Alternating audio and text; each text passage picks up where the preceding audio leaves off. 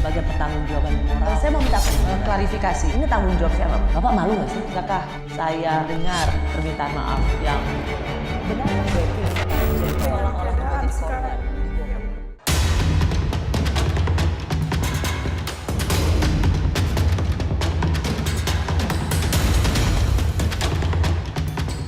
Pak Mahfud keren, top, beliau punya sikap. Dan beliau tidak mau menjawab pertanyaan receh, karena ini forum orang-orang yang terhormat.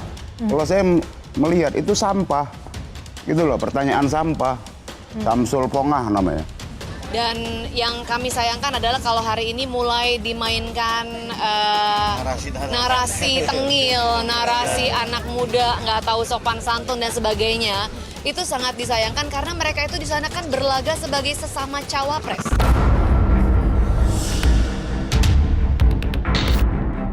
Etika, dan etika mendadak jadi sorotan pasca debat cawapres hari Minggu lalu. Utamanya, gaya yang dipertontonkan cawapres nomor urut 2, Gibran Rakabuming Raka. Publik menilai sikap Gibran kala berhadapan dengan lawan debatnya Muhaimin dan Mahfud MD tidak sopan dan minim etika. Baik, terima kasih. Enak banget ya Gus ya, jawabnya sambil baca catatan tadi. Bagaimana cara mengatasi greenflation? Terima kasih. Masih ada waktu, Bapak Gibran. Aturan istilah. Kami sampaikan kembali terminologi atau singkatan, mohon untuk dijelaskan. Ini tadi tidak saya jelaskan karena kan beliau kan seorang profesor. Sesuai dengan aturan. Greenflation adalah inflasi hijau. Sesimpel itu. Ajang debat yang seharusnya berisi gagasan calon pemimpin bangsa dinilai turun kelas karena terlalu banyak gimmick hingga mengaburkan substansi. Gus Imin menyampaikan substansi. Tidak perlu banyak atraksi, karena memang substansinya udah bagus. Kalau substansinya lemah, nah baru atraksi itu dipakai untuk nutupin kelemahannya. Dan kita nanya, dibilang nggak etika, nggak sopan. Dan kita diserang, kita diem-diem aja. Dibilang ya, namanya debat. Kalau mau santai-santai silaturahmi namanya. Tak lama usai debat, sosial media dipenuhi nama putra sulung Presiden Jokowi itu. Tak hanya itu, kata tengil dan songong menjadi trending hingga berujung pada tingginya sentimen negatif untuk Gibran. Terlalu banyak menyerang, sehingga respon Gibran yang banyak menyerang Caimin, kemudian juga Profesor Mahfud MD itu mendapatkan sentimen yang sangat negatif, sehingga pada saat itu kita lihat tuh trending topik beberapa kali. Ada songong ya, savage misalnya gitu. Tak berbeda dengan situasi saat debat ketiga Capres yang berlangsung pada 7 Januari lalu. Kala itu, Capres Prabowo mendapat serangan bertubi-tubi dari kedua Capres. Akibatnya, adu gagasan untuk sektor pertahanan menjadi tumpul. Saya pengen data yang Bapak katakan salah, data pertahanan Anda ini, Anda pertahanan saya, silahkan Anda bantah di sini. Jadi begini, yang Bapak ungkapkan itu, saya bisa bantah, waktunya tidak cukup, saya siap berjumpa dengan Bapak, mari kita bahas satu persatu akan saya buktikan. Saya butuh hari ini, Pak. Nggak bisa, saya tidak dikasih waktu. Jadi Anda tidak fair, Anda minta saya kasih penjelasan yang begitu rumit, tapi waktu saya terbatas. Jadi saya transparan, saudara. Ketika dikatakan bahwa standar etika yang dipegang adalah tinggi, memang menjadi presiden, panglima tertinggi harus memiliki standar etika yang amat tinggi.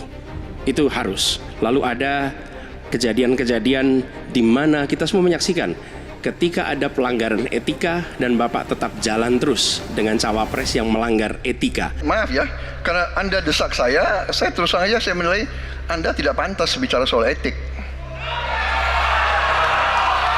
Itu saja. Saya merasa bahwa Anda itu posturing ya, Anda tuh menyesatkan. Itu aja ya. Saya boleh berpendapat kan? Saya menilai Anda tidak berhak bicara soal etik karena Anda memberi contoh yang tidak baik soal etik. Lihat Prabowo, Jeng. Nangis banget. Hingga usai debat, muncul gerakan nangis massal sebagai bentuk dukungan untuk Prabowo Subianto. Ajang debat semestinya menjadi momentum bagi para calon pemimpin negeri dalam menawarkan gagasan dan pemikiran yang brilian untuk kemajuan bangsa. Bukan ajang untuk menjatuhkan lawan dengan strategi tanpa etika. Publik berharap debat terakhir pada 4 Februari nanti dikembalikan sebagai wadah penilaian masyarakat untuk memilih pemimpin masa depan.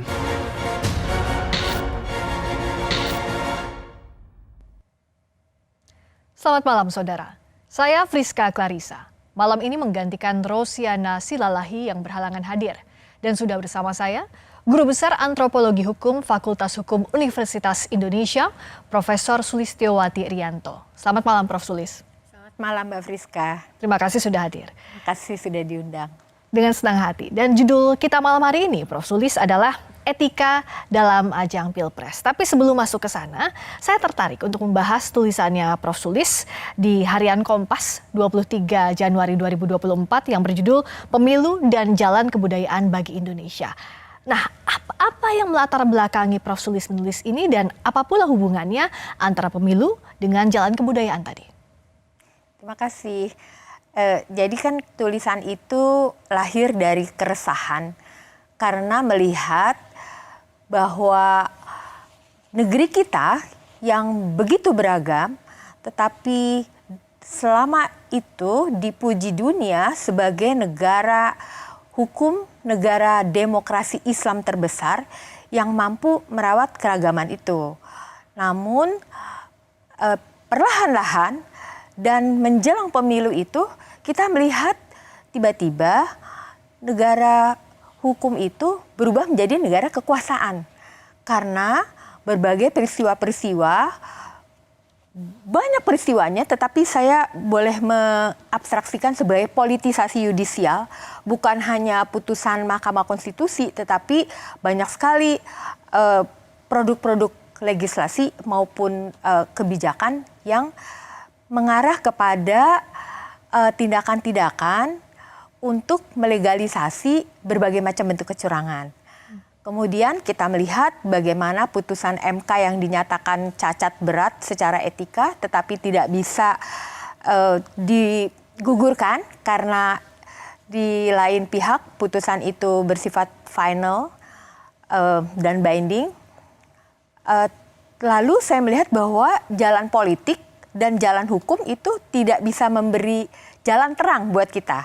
Jadi saya berpikir harus ada jalan alternatif yaitu jalan kebudayaan dan itu bukan sesuatu yang baru karena sebenarnya mengingat apa yang disampaikan oleh Profesor Harsha Bhatyar, NKRI itu bukan satu-satunya nation, tetapi di dalam NKRI ada banyak nation-nation kecil, tua, berbasiskan kesukubangsaan dan itulah masyarakat adat dan masing-masing masyarakat adat itu memiliki cara berpikirnya sendiri, cara berhukumnya sendiri, dan disitulah demokrasi bisa kita temukan. Gitu. Jadi ada jalan tengah antara kebuntuan, jalan politik, dan hukum. Nah, bicara soal tadi juga menarik kalau kita bedah lebih dalam lagi menyebut ada politisasi yudisial. Ini terkait dengan salah satu bagian tulisan Prof. Sulis yang tadi sudah disinggung. Kita lihat bersama-sama, kita akan baca. Ini dia. Indonesia selama ini dipuji dunia sebagai negara hukum dan negara demokrasi Islam terbesar yang mampu merawat keragaman. Namun dalam waktu singkat menjelang pemilihan umum 2024, negara ini berubah menjadi negara kekuasaan. Nah, pernyataan ini Prof. Sulis, tulisan ini ditujukan kepada siapa dan untuk apa? Kepada publik, untuk mengingatkan publik bahwa kita ternyata sekarang berubah menjadi negara kekuasaan karena segala macam bentuk-bentuk kecurangan itu kita lihat dilakukan justru oleh penyelenggara negara gitu hari ini. Berbeda dengan pemilu-pemilu sebelumnya. Dalam hal ini penguasa, presiden, pemerintah? Ya, penguasa dengan segala strukturnya dan bisa mengerahkan segala sumber daya manusia dan dana yang sangat besar dan itu tentu saja merugikan bagi paslon-paslon yang lain gitu ya. Dan saya kira semua orang melihat dengan jelas, juga orang-orang di luar negeri melihat dengan jelas apa yang terjadi di negeri kita gitu. Apakah bisa disimpulkan bahwa arah ini, kritik ini ditujukan karena ada upaya untuk memenangkan pemilu lewat pengerahan aparat negara? Iya, sudah pasti. Iya, sudah pasti. Karena itu saya ingin mengingatkan bahwa ada jalan lain yang bertumpu pada kedaulatan rakyat. Rakyat itu siapa? Mereka bisa dipetakan di dalam kelompok-kelompok masyarakat yang begitu beragam. Yang tadi saya sampaikan adalah masyarakat adat yang sudah ada jauh sebelum Indonesia merdeka. Mereka punya kebudayaannya sendiri, termasuk sistem demokrasinya sendiri. Mereka tahu mana yang pantas dan tidak, mana yang patut dan tidak di dalam kehidupan bersama. Meskipun hal ini sudah dibantah berkali-kali oleh penguasa, tidak ada pengerahan aparat untuk memenangkan pemilu, bagaimana rakyat bisa percaya? Itu yang saya katakan sebagai kekerasan budaya. Jadi hari ini kekerasan itu tidak perlu dengan fisik, dengan penyerangan, dengan yang berdarah-darah, tetapi dilakukan dengan menyerang kesadaran. Ya, menyerang kesadaran itu artinya mengikis nilai-nilai, ide-ide yang baik dan mengatakan bahwa itu yang tepat. Sebenarnya juga sedang menyebarkan kesadaran palsu. Jadi apa yang dikatakan netral dan tidak netral itu dibuat blur sedemikian rupa, apa yang baik dan tidak baik bagi publik itu dibuat blur sedemikian rupa dan itulah yang dikatakan sebagai kesadaran palsu untuk bisa memaintain kekuasaan. Saya akan dalami soal itu, tapi bicara soal kita menilai, kita stage-nya dulu dari bagaimana menilai calon presiden, calon wakil presiden, salah satunya adalah tolok ukurnya di debat. Ya. Prof. Sulis ada di sana sebagai panelis di debat keempat, sebagai yang ada di sana melihat langsung situasi saat debat, apa catatan utama dari Prof? Debat itu seperti tidak mencerminkan stature-nya yang tinggi, karena debat itu dilakukan untuk mendapatkan simpati publik agar bisa mendapatkan jabatan yang paling tinggi di Republik ini ya, tetapi itu kurang bisa tercermin. Kenapa, Prof? Karena saya boleh cerita tentang apa yang terjadi di dalam grup panelis. Kami itu mendapatkan tugas untuk tema-tema yang sangat berat. Pembangunan berkelanjutan, lingkungan hidup, masyarakat adat, dan banyak sekali ya. Dan kami itu berusaha agar bisa menghasilkan pertanyaan-pertanyaan yang berkualitas, dalam arti ada statement yang dikuatkan oleh data gitu ya. Ada statement, ada data, baru ada pertanyaan. Jadi kami berharap pertanyaan itu dijawab demikian juga gitu. Ada statement konseptualnya, lalu ada datanya, kemudian jawabannya apa gitu. Nah itu kurang terjadi. Oke, saya menangkap kegelisahannya Prof atau ya kekecewaan karena substansinya tidak dibahas dalam debat. Dan juga bicara soal debat ini, ada kata etika yang mendadak jadi sorotan utama usai debat Cawapres hari Minggu lalu. Hingga publik sibuk memperdebatkan siapa yang paling tak beretika. Yang jelas ya kalau dilihat dari tren di Twitter, itu ada beberapa kata yang mestinya jadi evaluasi teman-teman dari 02 ya. Apa itu? Itu cringe, Mbak, yang dominan. Cringe itu dalam bahasa Inggris artinya, bahasa Indonesianya adalah jijik ya. Juga ada istilah lain savage ya. Savage itu orang yang kejam. Bukan dalam konteks gagah, tapi bengis begitu. Yang kami sayangkan adalah kalau hari ini mulai dimainkan narasi tengil, narasi anak muda nggak tahu sopan santun dan sebagainya. Itu sangat disayangkan karena mereka itu di sana kan berlaga sebagai sesama cawapres. Dia berkontestasi tanpa menjatuhkan personal, nggak pakai bohong, fitnah, hoax gitu ya. Gagasan semuanya, sangat menarik. Saya masih bersama dengan Guru Besar Antropologi Hukum Universitas Indonesia, Profesor Sulistiyowati Irianto. Prof. Sulis, tadi ada curhatan, ada kegelisahan, kekecewaan dari sisi panelis, ada substansi yang tidak tergali. Di bagian mana yang tidak tergalinya itu, Prof? ya semua substansi relatifly tidak tergali karena semua orang sibuk membicarakan soal-soal gimmick, soal-soal etika.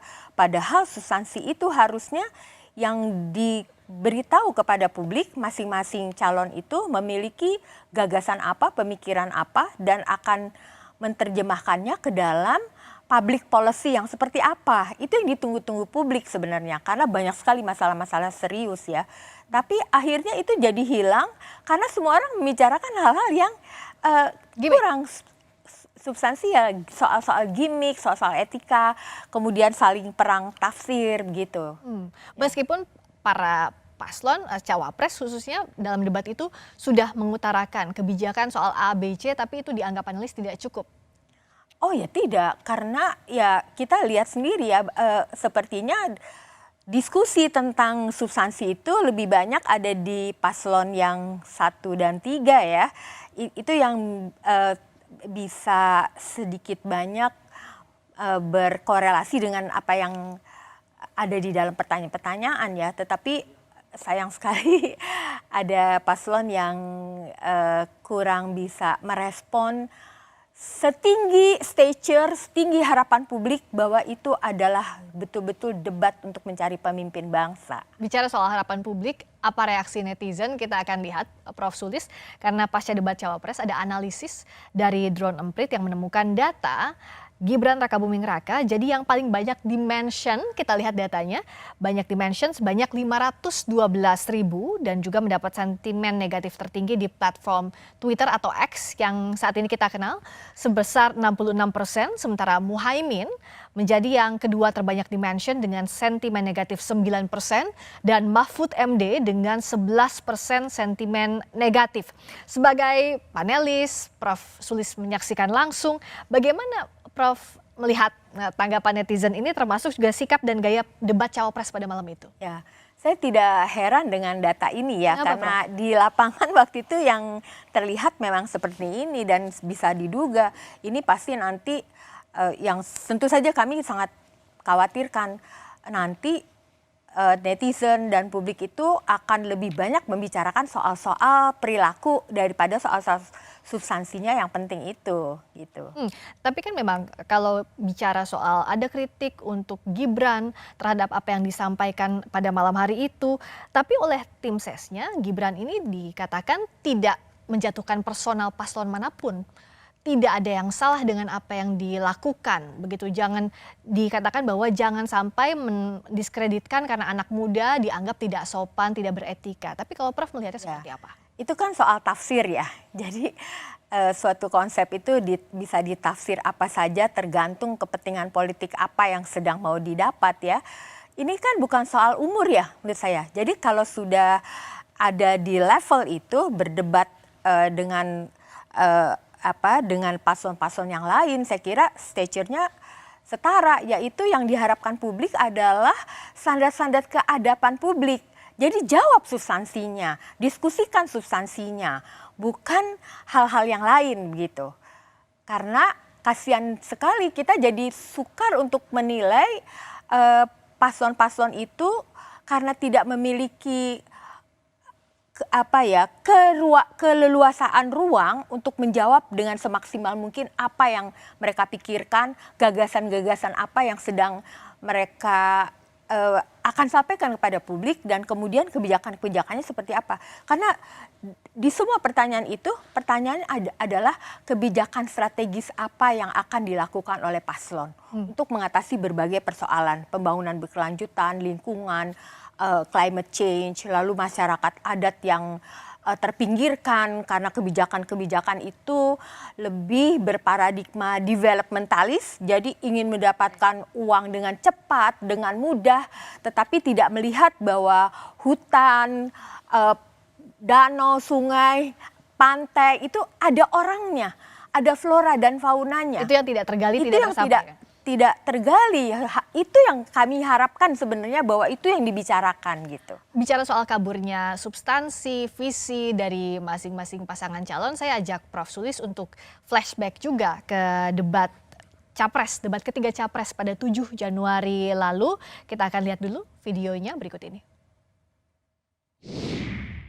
pertanyaannya sekarang terkait dengan pertahanan, berapa skor yang Bapak berikan atas kinerja Kementerian Pertahanan yang dipimpin oleh Bapak Prabowo? 5 juga. Saya punya datanya dan kemudian akan saya sampaikan. Karena itu menurut saya skornya justru di bawah 5, Mas Ganjar. Kalau 5 itu ketinggian, Pak Ganjar. Mas Anies nggak usah takut. Disebut aja angkanya berapa gitu loh. Kayak saya gitu loh. Jangan di bawah 5, sebut aja berapa. 11, Mas. Dari 100. Oke. Kenapa kami putarkan video ini, Prof. Sulis? Karena berbeda dengan debat Cawapres, dalam debat ini pasca adanya serangan soal nilai terhadap Pak Prabowo, banyak yang menilai bahwa Pak Prabowo di forum itu dipermalukan, dianggap diserang secara personal. Nah, kalau Prof. Sulis melihatnya serangan dari Pak Anies dan Pak Ganjar terhadap Pak Prabowo, apakah serangan personal atau tidak? Sebenarnya kan mereka sedang saling mengevaluasi kebijakan ya satu sama lain. Dan saya kira mereka sudah punya tuh disebutkan berbagai macam datanya. Kemudian lahir penilaian-penilaian. Saya kira Pak Prabowo juga boleh melakukan penilaian terhadap kinerja dari paslon-paslon yang lain gitu di kesempatan itu gitu. Oke. Saya kira sepanjang membicarakan kebijakan nggak apa-apa. Silakan aja beradu argumentasi gitu, berdasarkan data, berdasarkan evidence base ya, data berbasis bukti, silakan saja. Kemudian adu argumentasi konsep-konsepnya apa gitu. Menurut saya nggak apa-apa. Okay. Like and dislike pasti kan akan muncul ya, Prof. Sulis, tergantung juga dari pandangan siapa, sudut pandang siapa yang melihat apa yang disampaikan capres-cawapresnya. Nah, tapi bicara soal etika ini saya jadi tertarik begini, Prof. Sulis. Karena dalam debat itu pasti saling menyerang. Pasti akan ada rasa ingin memenangkan dari masing-masing paslon. Tapi batasannya, pagarnya apa? Karena kalau bicara soal debat dibandingkan dengan debat Amerika misalnya, banyak bilang bahwa itu lebih kejam, lebih keras lagi perdebatannya. Tapi apa yang membedakan? Dan di mana koridor etika ini ditempatkan dalam debat? Sebenarnya ya di dalam debat yang stature-nya semacam ini, mau di Amerika, mau di negara lain, itu adalah memperdebatkan kebijakan sih. Jadi janganlah diubah menjadi sesuatu yang personal. Kalau saya mengkritik kebijakan Anda, maka saya tidak suka sama Anda, maka saya meremehkan Anda. Bukan itu sebetulnya. Jadi silakan dijawab dengan debat argumentasi policy yang dia pikirkan sendiri, dengan data yang dia punya sendiri, adu argumentasi sebenarnya. Jadi bukan sama sekali persoalan personal. Tapi kan publik kita tuh selalu mengubah itu menjadi persoalan personal, ini soal kalah menang, soal apa, enggak loh. Kita sedang memperjuangkan demokrasi melalui pemilu ini kan sebenarnya. Dan kalau kritikannya Prof. Sulis juga soal degradasi kebudayaan dikaitkan dengan debat ini, bagaimana menempatkan konteksnya? Ya dalam arti kebudayaan itu menjadi semakin tergerus karena kebijakan-kebijakan yang paradigmanya developmentalis tadi. Ingin cepat-cepat dapat uang banyak, kebijakan-kebijakan yang mercusuar gitu ya. Tetapi melupakan bahwa sebetulnya mereka menyingkirkan kelompok-kelompok dalam hal ini sesuai dengan tema debat masyarakat adat, kelompok-kelompok masyarakat yang rentan dan perempuan. Karena mereka banyak sekali kehilangan ruang hidup karena dikonversi menjadi lahan-lahan untuk ekonomi ya, maka mereka jadi terlempar dari ruang hidupnya sendiri. Saya penelitian di Papua Barat dan di Kalimantan Tengah ya, itu banyak yang mengatakan di Papua ya, kami sudah banyak kehilangan pohon-pohon sagu gitu. Padahal pohon sagu itu adalah sumber makanan mereka. Di Kalimantan Tengah juga demikian. Setiap hari para ibu dan anak-anak itu harus menghisap asap kebakaran hutan. Jadi tiba-tiba saja sekolah bisa mengumumkan hari ini libur karena ada asap. Bayangkan, apakah itu mereka pikirkan juga? Oke. Gitu. Itu yang harusnya dibawa di forum Iya. debat. Dan tadi bicara etika dalam debat, yang penting sebenarnya kebijakan, ranahnya ada di kebijakan, begitu Prof. Sulis. Iya. Boleh tambahin lagi? Silakan. Jadi saya penelitian di Papua Barat dan Kalimantan Tengah itu ingin melihat apakah para perempuan yang bekerja di sektor kehutanan dan perkebunan sawit itu ada perlindungannya atau tidak. Saya bertanya dengan semua kepala dinas yang ada di sana, tidak ada satupun regulasi yang melindungi perempuan dari kekerasan seksual, dari pekerjaan yang begitu berat dan berbahaya ya. Hanya karena ternyata mereka itu bekerja dengan status sebagai pekerja harian. Jadi tidak tercatat sebagai pekerja formal. Kalau berstatus sebagai pekerja harian, maka dianggap tidak ada. Tidak ada orang itu karena tidak formal. Sehingga mereka tidak memikirkan bahwa perempuan-perempuan ini perlu perlindungan, perlu regulasi. Itu yang tidak tersentuh begitu ya. Tapi kalau kita membumikan lagi ini, Prof, artinya harusnya ini tidak tertutup oleh gimmick, tapi disampaikan di forum itu yang tidak ada. Betul. Di tengah kita ramai-ramai ngomongin soal gimmick, kita bicara soal gimmick, Prof Sulis, belum usai ini perdebatannya di publik juga, Presiden Jokowi secara terbuka menyatakan bahwa presiden dan menteri boleh berpihak. Adakah etika yang dilanggar? Ya ini kan hak demokrasi, hak politik setiap orang, setiap menteri sama saja. Yang paling penting presiden itu boleh loh kampanye. Presiden itu boleh loh memihak. Boleh. Tapi yang paling penting waktu kampanye tidak boleh menggunakan fasilitas negara. Boleh, Pak. Pernyataan presiden menyatakan bahwa saya boleh berkampanye, boleh mendukung, itu dalam saat apa? Saat menyelenggarakan tugas negara loh tadi itu. Tapi dia menunjukkan fasilitas itu tidak hanya yang tampak, yang dia pakai, tetapi suasana, atribut yang dia gunakan, di sanalah letak powerful presiden. Dia masuk ke ruang pertarungan yang tidak lagi berimbang untuk calon-calon. Baik. Masih bersama saya, Friska Clarissa yang malam ini menggantikan Rosiana Silalahi yang berhalangan hadir. Dan kami masih bersama dengan Guru Besar Antropologi Hukum Universitas Indonesia yang juga salah satu tokoh maklumat Juanda yang menyatakan keprihatinan atas putusan MK, Profesor Sulistiowati Erianto. Prof Sulis, tadi pernyataan Pak Jokowi, Pak Presiden disampaikan bahwa boleh berkampanye presiden dan memihak di tengah anaknya maju sebagai cawapres. Bagaimana melihat ini? Termasuk dari sisi etika dan juga kepatutan, Prof. Ya, tadi kan dikatakan secara hukum boleh dilakukan. Ini mungkin yang diacu adalah Undang-Undang Pemilu Nomor 7 2017 ya. Yang di dalamnya itu sebetulnya ada pasal-pasal lain yang tidak dibaca. Jadi kampanye boleh, tetapi sebenarnya kampanye boleh itu sendiri juga bermasalah. Apa? Karena yang berkontestasi kan bukan presiden, bukan dirinya sendiri. Beda dengan 2019 ya, ketika beliau berkampanye untuk dirinya sendiri. Tapi kali ini secara terselubung sebenarnya dia sedang memperjuangkan siapa, kita semua udah tahu ya. Dan tadi dikatakan asal tidak menggunakan fasilitas negara. Saya setuju dengan kawan saya Pak Ferry Amsari. Sukar untuk membedakan kapan dia sedang dilekati oleh akses-akses kepada fasilitas negara ya. Tadi kita lihat bahkan di belakang Pak Presiden itu ada pesawat kepresidenan ya. Tapi mengatakan asal tidak menggunakan fasilitas negara. Itu menjadi sesuatu yang menurut saya tidak heran dipertanyakan orang gitu. Kemudian di pasal lain di dalam undang-undang yang sama itu adalah pasal yang mengatakan tidak boleh mengambil keputusan atau tindakan yang merugikan atau menguntungkan salah satu paslon gitu kan. Harusnya itu juga dibaca oleh Pak Presiden. Lalu kemudian pasal yang berikutnya 283 mengatakan keberpihakan kepada salah satu paslon itu tidak boleh gitu. Jadi ada kontradiksi antara perkataan menggunakan hukum dengan sebetulnya secara utuh kita melihat isi-isi dari keseluruhan pasal-pasal di undang-undang yang sama itu.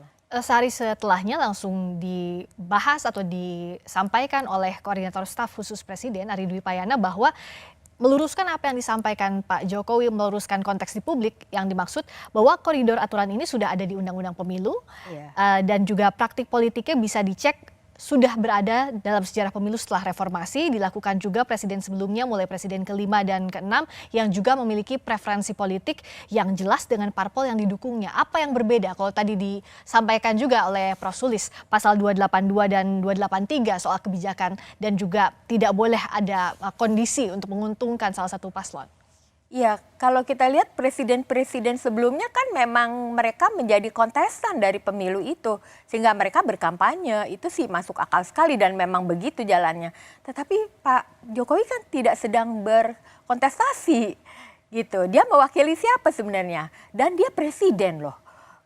Jabatan yang paling tinggi dan melekat segala hukum dan juga nilai-nilai etika di sana. Dia harus netral kepada siapapun gitu kan mestinya. Nah, kenapa pernyataan ini jadi ramai dibahas dan dipertanyakan publik? Karena kita akan lihat apa yang disampaikan Presiden Joko Widodo yang mengimbau semua pihak harus netral termasuk ASN pada November 2023 lalu. Kita dengarkan. Ini perlu saya sampaikan bahwa pemerintah daerah, pemerintah provinsi, pemerintah kabupaten, pemerintah kota, pemerintah pusat, semua harus netral. ASN semua harus netral, TNI semua harus netral, Polri semua harus netral. Pertanyaan di publik menganggap apa yang disampaikan Pak Jokowi ini inkonsisten. Prof. Sulis melihat hal itu juga dan apakah ini memang inkonsisten atau hanya beda memaknai konteks saja? Saya sangat setuju dengan pernyataan Pak Jokowi yang 1 November 2023 ya.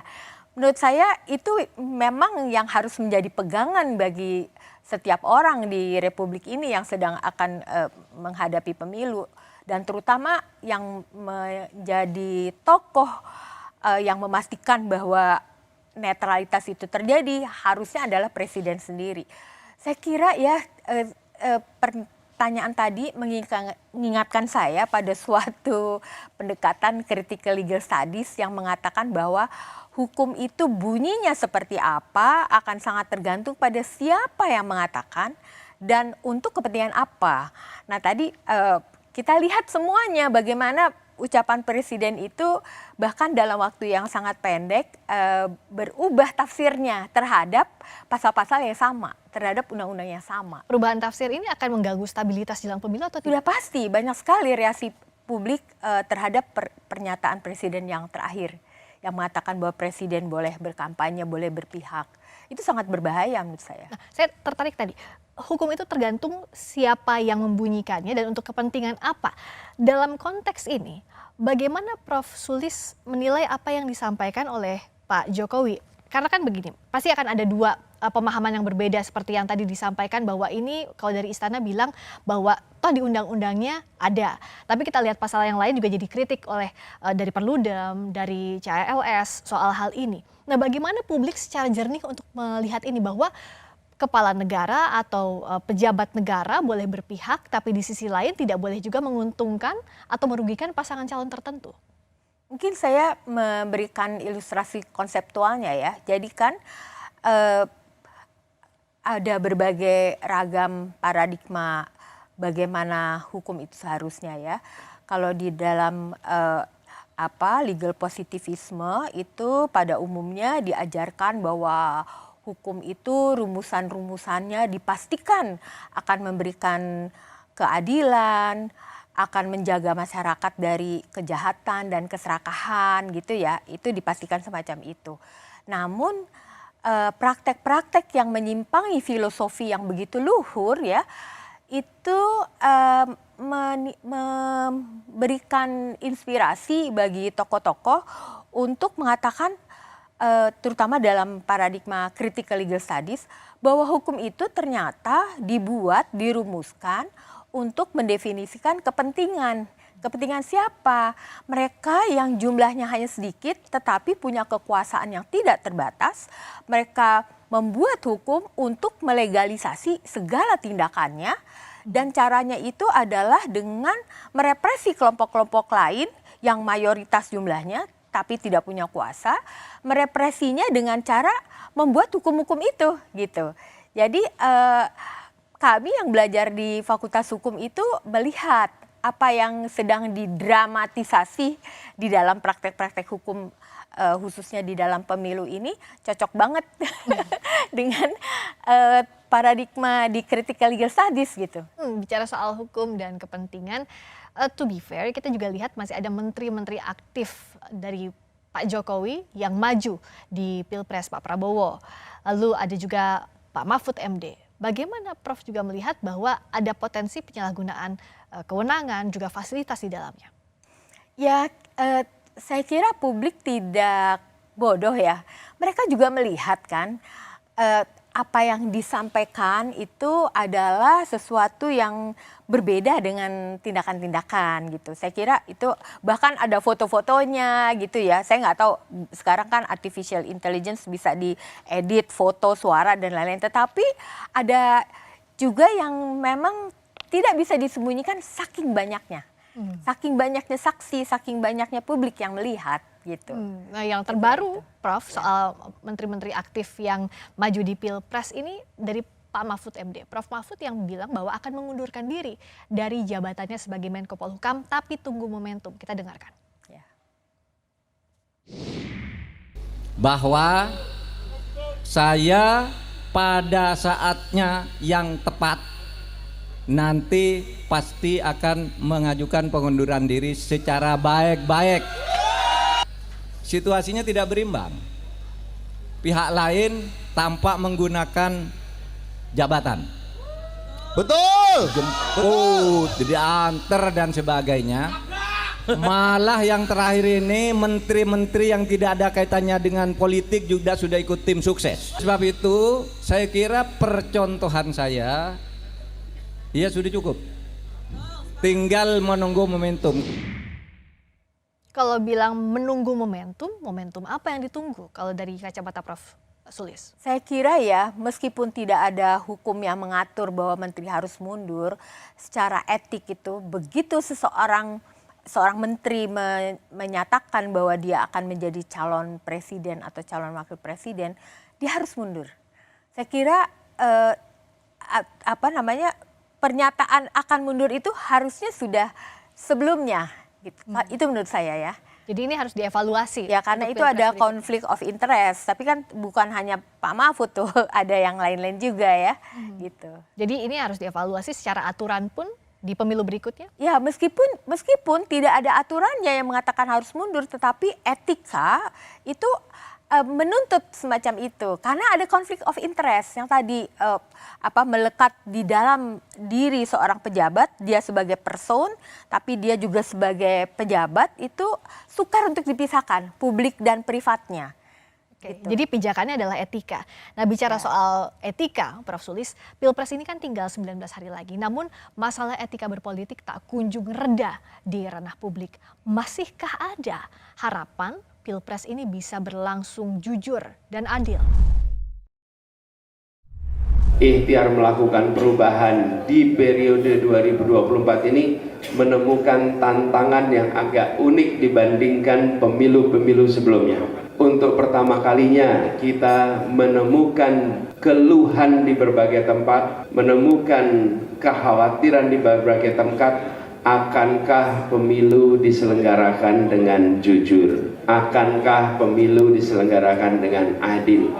Kekhawatiran-kekhawatiran seperti itu sebelumnya tidak pernah ada. Kejujuran itu harus utuh, seutuh-utuhnya.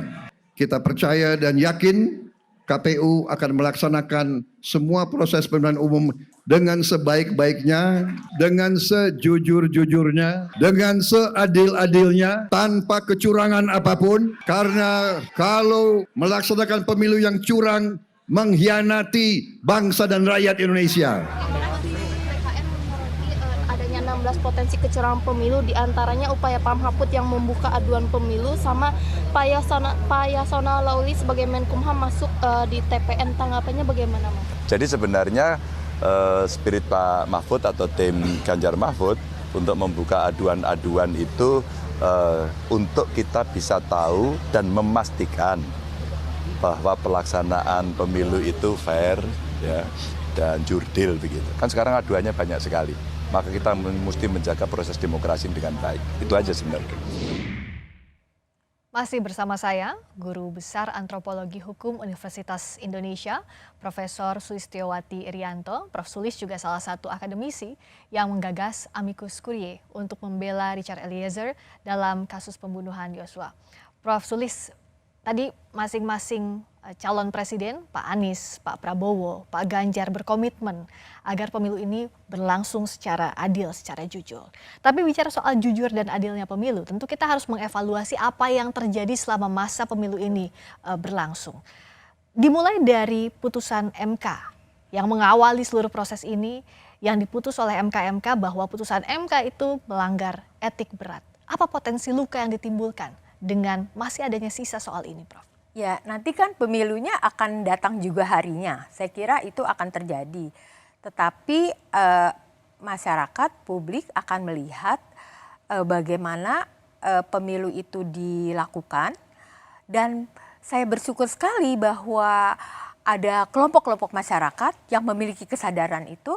Lalu mereka mendirikan forum-forum pengaduan. Bahkan secara online, ada Jaga Pemilu, saya ada di dalamnya Jaga Pemilu bersama dengan teman-teman. Lalu kemudian ada Jaga Suara, ada Gus Durian, dan banyak lagi yang saya tidak tahu ya.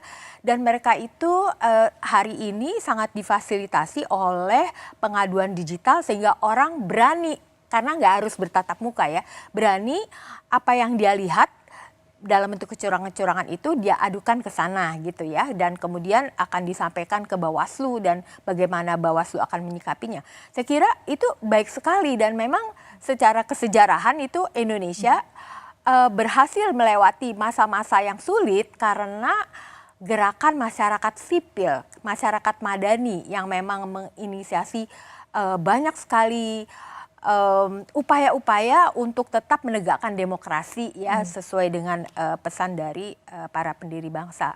Tapi kalau ditanyakan apakah pemilunya akan berlangsung dengan baik, ya, secara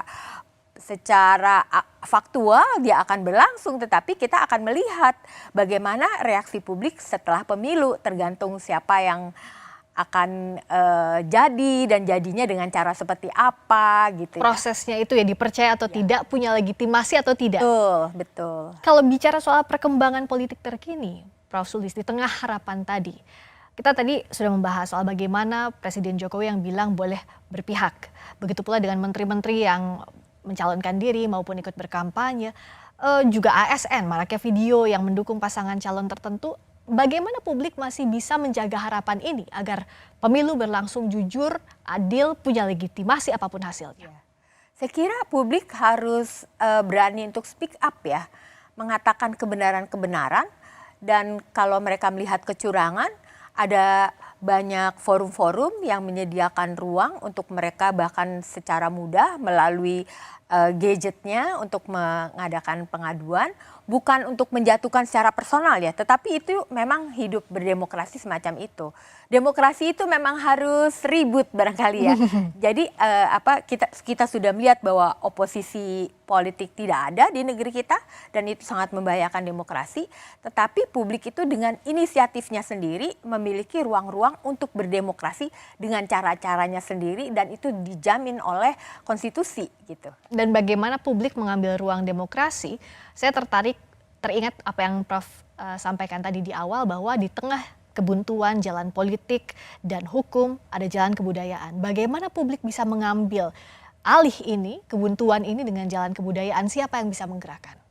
Ya, cikal bakal dari cara berpikir, cara berpengetahuan, cara berhukum menyepakati apa yang boleh dan tidak boleh di ruang-ruang publik itu memang mereka sudah punya.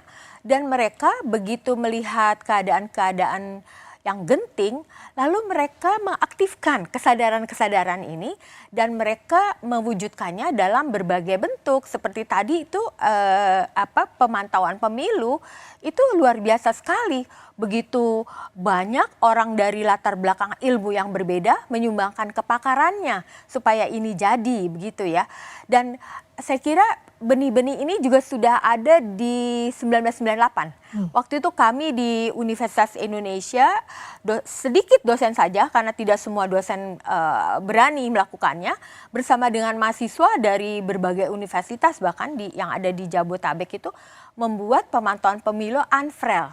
Dan kemudian kami juga meminta mahasiswa untuk memantau TPS-TPS yang ada gitu. Jadi sebagai masyarakat sivil memang harus dibolehkan untuk ikut memantau penghitungan suara.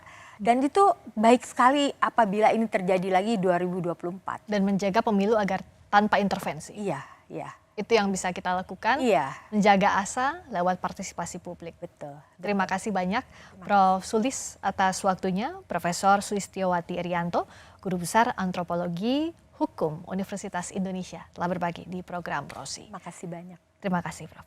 Saya Friska Clarissa mewakili Rosiana Silalahi. Terima kasih Anda sudah menyaksikan program Rosi dan ikuti terus perkembangan informasi seputar pemilu 2024 hanya di Kompas TV.